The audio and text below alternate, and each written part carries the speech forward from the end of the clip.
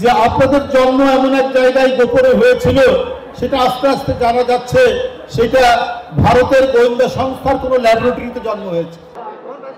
বিএনপির ৪৭তম প্রতিষ্ঠা বার্ষিকী উপলক্ষে এই আলোচনা সভা, এটা তো বিএনপির জন্য, বগুড়াবাসীর জন্য অত্যন্ত আনন্দের। এখন তো প্রমাণিত যে আপনাদের জন্ম এমন এক জায়গায় গোপনে হয়েছিল সেটা আস্তে আস্তে জানা যাচ্ছে সেটা ভারতের গোয়েন্দা সংস্থার কোনো ল্যাবরেটরিতে জন্ম হয়েছে। তাহলে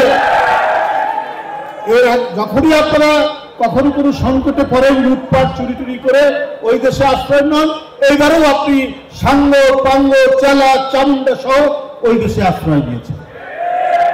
আমরা বিপদে পড়েছি, আমরা নানা নির্যাতন সহ্য করেছি, আমাদের নেতা কর্মীদের অনেকে করতোয়ার ধারে, শীতলক্ষার ধারে, ধনশ্রীর ধারে তাদেরকে বিচার বহির্ভূত হত্যা করা হয়েছে, ক্রস ফায়ার করা হয়েছে।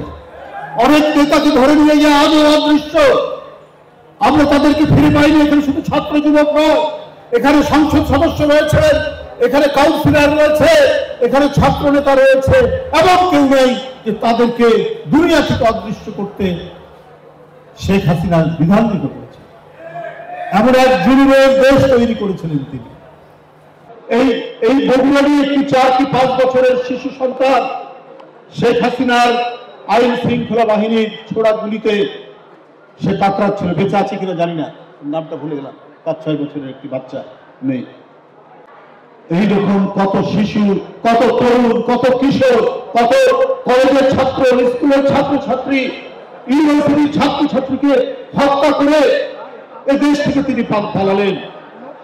এখন তার পিতাকে লেখা হয় বঙ্গবন্ধু জাতির পিতা করে, আর জিয়াউর রহমানকে শহীদ রাষ্ট্রপতি জিয়াউর রহমান স্বাধীনতার ঘোষক। এইটা বলা যায় না। আমরা যে বলি মাঝে মাঝে, অনেকে বলছেন, অনেকে লিখছেন, চক্রান্ত করে থেমে নেই। এই দেশটাকে করায়ত্ত করা হয়েছিল একটি দেশের মুসাহিদি করার জন্য, একটি দেশের অনুগত থাকবে, চিরদিন অনুগত থাকবে, এইটাই ছিল তাদের উদ্দেশ্য। এবং এই জন্যই তাদের পছন্দের দল ওরা জনগণের নির্বাচিত হোক বা না হোক এইটা দেখার দরকার ছিল না দিল্লির প্রভুদের।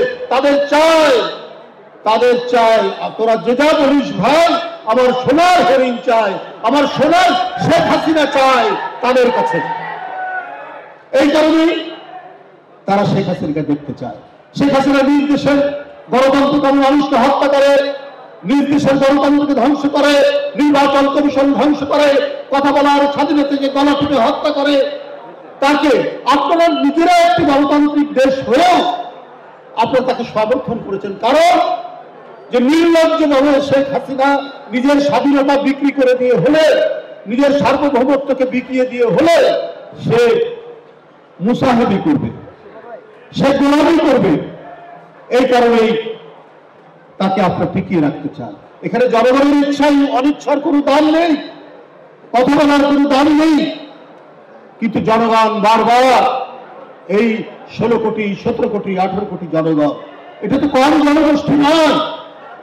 এই জনগোষ্ঠীকে দাবিয়ে রেখে পরাজিত করে বন্দুকের নাম এই জনগণকে কখনো ভয় দেখাতে পারেনি। আবার প্রমাণ হলো, 71 যেমন প্রমাণ হলো, আবার প্রমাণ হলো যেই দলকে, এই দেশের মানুষকে দমিয়ে রাখা যাবে না। কত চেষ্টা করেছেন, এত গুম খুন অত্যাচার, এত মিথ্যা মামলা। এখানে যারা স্টেজে বসে আছেন, সামনে বসে আছেন, কারো সর্বনিম্ন 50টা, উপরে 200-250টা। আমাদের অনেক নেতার নামে 500টা মামলা, আমার নামে 300টার অধিক মামলা। এই মামলা শেখ হাসিনা দিয়েছে।